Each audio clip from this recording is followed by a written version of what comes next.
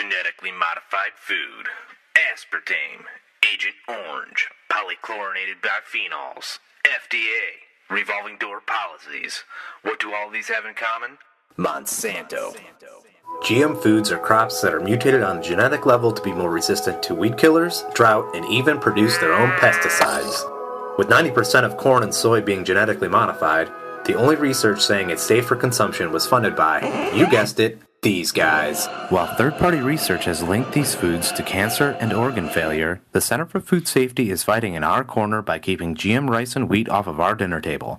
But the battle is far from over, so go to centerforfoodsafety.org and find out how you can help. Remember, you are what you eat. Andrew K. here, reporting for infowars.com and Prison Planet TV. I would just like to go over a couple of things in the public service announcement that you just saw. This was a school project for Kent State University, and the only requirement was that it only be 45 seconds. And now this, to be honest, that was the hardest part of this project. The sheer amount of dirt that I found on Monsanto could fill all the football stadiums in the United States. I just want to go over a couple of the things that I mentioned in the PSA in case you were unaware of what they were. Revolving door policies. In case you don't know what they are, here's an example. Michael A. Friedman, MD, was the former acting commissioner of the FDA, is now the vice president of clinical affairs of G.D. Searle Company.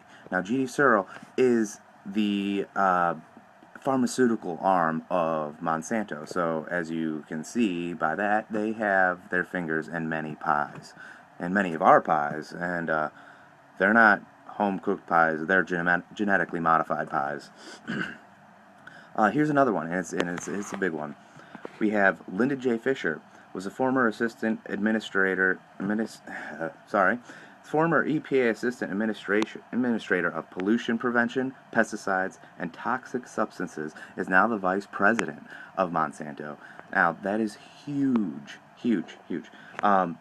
There's a lawyer, Michael Taylor. He was a legal advisor for the FDA, and then he worked for a law firm which Monsanto was a client, and then he became the deputy commissioner of the FDA, and now he's the head of Monsanto's Washington, D.C. office.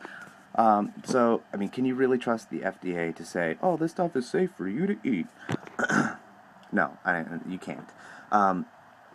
If you don't know what polychlorinated biphenyls are, they were used widely as dielectric and coolant fluids, and they're so toxic that Congress banned them in 1979, and basically right now they're illegal. You can't have them, but there's you still got to get rid of them somehow. So what happened? Well, the toxics, they are now controlled under the Toxic Substance Control Act, and this stuff is really bad. And do you really trust a company who's making this kind of stuff to feed your children, feed your livestock, feed you? One more thing that I had to cut out that I was kind of angry about because I didn't have time, obviously. Another side effect of this genetically modified food that they have recently found was sterility in mammals, and this is only after 3 generations. Now, we may not see that in humans for quite some time because obviously our life cycles are a lot longer than lab rats. So, all you people out there saying, oh, genetically modified food, it's a myth, you're all conspiracy theorists. Well, 50, 60 years when everybody's dead or sterile because of it, don't say we didn't try to warn you. This is Andrew K. For infowars.com and Prison Planet TV. Just want to say thank you for watching, and have a good night, and be safe.